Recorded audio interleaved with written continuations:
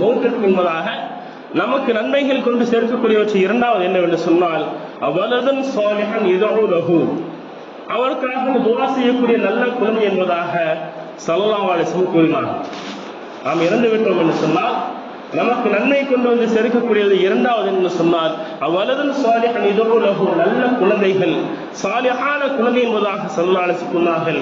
என்று இஸ்லாமிய சமூக மக்கள் இந்த விஷயத்தில் தான் இஸ்லாமியன் தோற்றுக் கொண்டிருக்கிறான், ஏமாந்து இருந்து கொண்டிருக்கிறோம். இந்த குழந்தை வரப்பில் இஸ்லாமியர்கள் தோற்றுக்கொண்டே இருக்கிறார்கள். ஏன் என்று சொன்னால் நமது குழந்தைகள் நமது கையில் இல்லை என்பதுதான் நிதர்சனமான உண்மையாக இருந்து கொண்டிருக்கிறது. சமுதாய சீர்கேட்டின் பக்கம் செல்லக்கூடியவராக, சமுதாயத்தில் அடிமையாக்கப்பட்டவராக, இணையங்களுக்கு என்பதாக, இன்பங்களுக்கு என்பதாக, நவீனங்களுக்கு என்பதாக செல்லக்கூடியவர்களும் போதை பழத்துக்கு என்பதாக செல்லக்கூடியவர்கள் கண்முன்னாக பார்த்துக் கொண்டிருக்கிறோம்.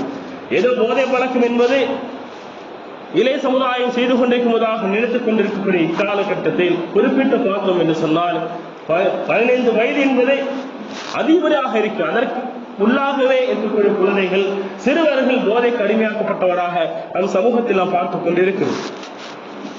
இன்றைய சூழலில் இஸ்லாமியை பார்ப்பவர்கள் இஸ்லாத்தின் மட்டும் அதிகப்படியாக வந்து கொண்டிருக்கிறார்கள். இஸ்லாத்தை பார்ப்பவர்கள் எல்லாம் இஸ்லாத்தின் பக்கம் அதிகப்படியாக வந்து கொண்டிருக்கிற காரணம் என்ன சொன்னால் இஸ்லாமின் நடைமுறை அவர்களுக்கு பிடித்திருக்கிறது, இஸ்லாமிய பெண்ணியம் பிடித்திருக்கிறது, இஸ்லாம் போதிக்கக்கூடிய நாகரிகம் பிடித்திருக்கிறது. அவர்கள் எவ்வாறெல்லாம் இஸ்லாம் நடைமுறைப்படுத்தி என்பதை புரிந்து கொண்டு அவர்கள் இஸ்லாத்தின் பக்கம் அந்நிய நாட்டு கலாச்சாரத்தை பின்பற்றக்கூடிய அமெரிக்காவர்கள் கூட இஸ்லாத்தை நோக்கி வந்து கொண்டிருக்கிறார்கள். ஆனால் இஸ்லாத்தை பிறந்த நம் சமூக மக்கள் செல்வத்திற்காகவும் பதவிக்காகவும் இஸ்லாத்தை விட்டு வெளியே போகக்கூடிய சூழலை நாம் கண்கொள்ளாக இளைய சமுதாயத்தை பார்த்துக் கொண்டுதான் இருக்கிறோம். அப்படி என்று சொன்னால் இதற்கான காரணம் என்ன சொன்னால் நமது வளர்ப்பு இஸ்லாத்தை கொண்டதாக, ஈமானை கொண்டதாக, குர்ஆனை கொண்டதாக இல்லை என்பதுதான் உண்மை.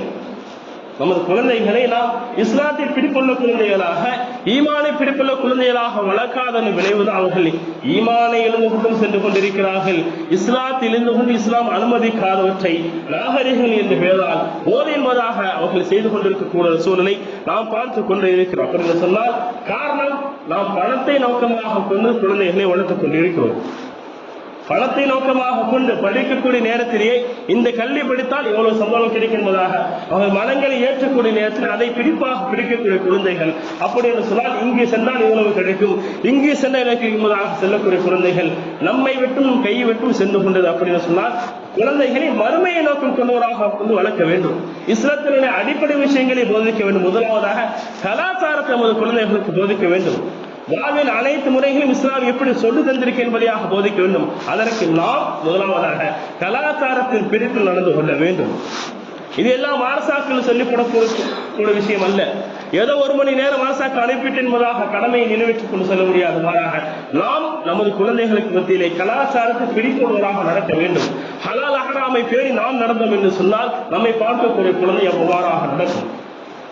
நாம் இஸ்லாம் சொல்ல அடிப்படையில் நம்முடைய ஆடைகள் இருந்தது என்று சொன்னால், பேச்சுக்கள் இருந்தது என்று சொன்னால், நடைபாவனைகள் இருந்தது என்று சொன்னால் நம்மை பார்க்கக்கூடிய குழந்தையும் அவ்வாறாக வேணும். எனவே நம்மை பார்க்கக்கூடிய குழந்தைகளுக்கு நாம் போதிக்கக்கூடிய முதலாவதாக இஸ்லாமிய கலாச்சாரத்தை அடிப்படை விஷயங்களை சொல்லிக் கொடுக்க வேண்டும். அது ஆடை அணிவது முதல் நாகரிகம் என்பதாக சொல்லக்கூடிய அனைத்தையும் தள்ளிவிட்டு இஸ்லாம் எந்தெந்த விஷயத்தை எவ்வாறாக போதித்திருக்கிறது, பெண் குழந்தை என்றால் எவ்வாறாக வளர்க்கப்பட வேண்டும், அவருடைய பார்வை எவ்வாறாக இருக்க வேண்டும், அவருடைய ஆடை எவ்வாறு என்பதாக அனைத்தும் போதித்திருக்கிறது. அதை நாம் பின்பற்றி நமது குழந்தைகளுக்கு போதிக்க வேண்டும். இரண்டாவதாக அடிப்படையாக இருக்கக்கூடிய நமது வேதத்தை நாம் கற்றுக் கொடுக்க வேண்டும். நமது வேதத்தை இந்த அந்நிய மொழிகளுக்கு கொடுக்கக்கூடிய முக்கியத்துவத்தை நமது குழந்தைகளுக்கு நாம் கொடுப்பதில்லை. அந்நிய மொழிகளுக்கு கொடுக்கிற முக்கியத்துவம் நேரங்கள் ஒதுக்கப்பட்டு, செல்வங்கள் ஒதுக்கப்பட்டு, ஆங்கில மொழியை கற்பதற்கும் ஹிந்தி மொழியை கற்பதற்கு நமது பிள்ளைகளுக்கு டியூஷன் என்பது பெயரில் ஸ்கூலிலேயே நேரம் கொடுக்கிறோம். ஆனால் நமது வேத நூல், நமக்கு கொடுக்கப்பட்ட வேத நூலை கற்றுக் கொடுப்பது நம் சமுதாய மக்கள் பின்தங்கியவராக. எனவே நமது குழந்தைகளுக்கு நாம் குர்ஆனை கற்றுக் கொடுக்க வேண்டும். சென்ற வாரங்களிலே மேலப்பாளைய தெருவில் சென்று கொண்டிருக்கும் போது இரவு 10:45 தாண்டியதாக இருக்கும் ஒரு வீட்டுடைய வாசலில் சிறிய பல்ப் எரிந்து கொண்டிருக்கிறது. அதில் 85 வயதுக்கு மேற்பட்ட ஒரு ஊராட்டை அமர்ந்திருக்கிறார். முதுகில் கூணி இருந்தவராக குனிந்த வண்ணமாக உட்கார்ந்து குர்ஆனை ஓதிக் கொண்டிருக்கிறார். அன்பாக இப்படி இருந்து நம்ம சமூக மக்கள் இன்று இரவு நேரம் பின்னியதற்கு முன்பதாகவும் அந்நிய மொழியை கற்கக்கூடிய சமூகத்தை நம் கண்கூடாக பார்த்துக்கோ. எனவே குர்ஆனை நாமும் கற்றுக்கொள்வதாக நமது குழந்தைகள் கற்றுக் கொடுக்க வேண்டும். மூன்றாவதாக துஆவை செய்வதை கற்றுக் கொடுக்க வேண்டும். இன்று இது நாம் மிகவும் பின்தங்கிக் கொண்டிருக்கிறோம். துஆ கேட்பது ஒரு சமூகம் ஒரு சாரா கூட்டு துஆவே இல்லை என்பதாக கூறினால், இன்று நாம் பார்க்கக்கூடிய நேரத்தில் துஆவே இல்லை என்பதாக நினைக்கும் அளவுக்காக நம் சமூகம் சென்று கொண்டிருக்கிறது. கூட்டு துஆ இல்லை என்பதாக ஒருவர் கூறினார்.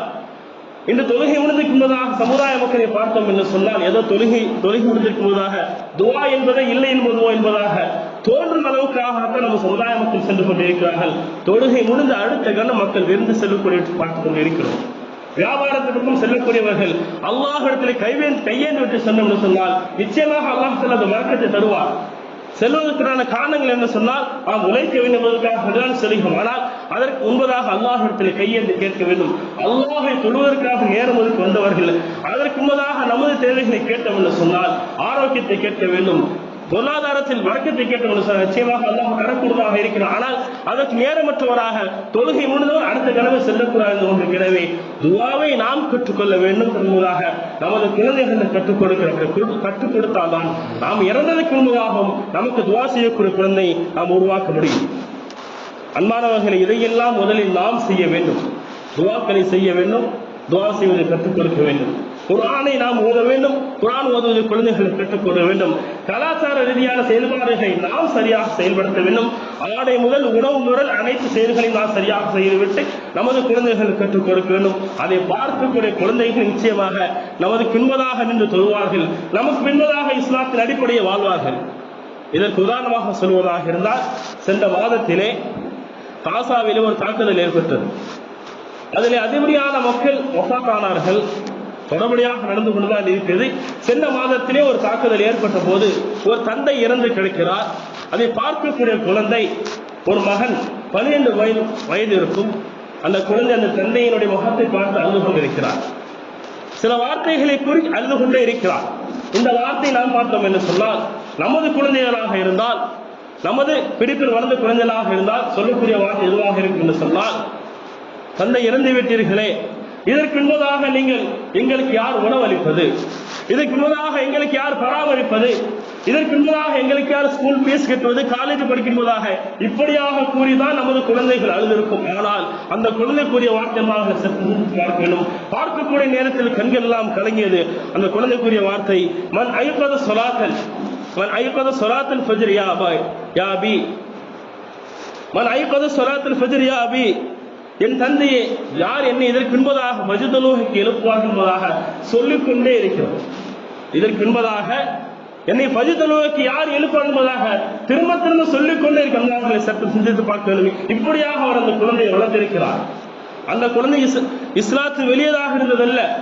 என்னை வியாபாரத்துக்கு அழைத்து செல்வோர் யார் இருக்கிறார், எனக்கு பொருளாதாரத்தை தவிர யார் என்பதாக அளவில்லை. மாறாக எனக்கு தொழுகையின் பக்கம் அல்லாஹின் பக்கம் இணைப்பதற்கு துணையாக யார் இருக்கிறார், யார் வழிகாட்டுவதாக என்று சொல்வார்களே, சட்டம் சிந்தித்து பார்க்க வேண்டும். அந்த குழந்தை எப்படி வளர்க்கப்பட்டு இருக்கிறது என்றும் அப்படியாக நமது குழந்தைகள் நாம் வளர்க்க வேண்டும். அப்படி வளர்த்தோம் என்று சொன்னால் நிச்சயமாக நமக்கு முன்பதாக துஆ செய்யக்கூடிய குழந்தையாக அல்ல, நாளை மறுமையில் நம்மை சொர்க்கத்தை இழுத்து செல்லும் குழந்தைகளாக இன்ஷா அல்லாஹ் நிச்சயமாக மாறும்.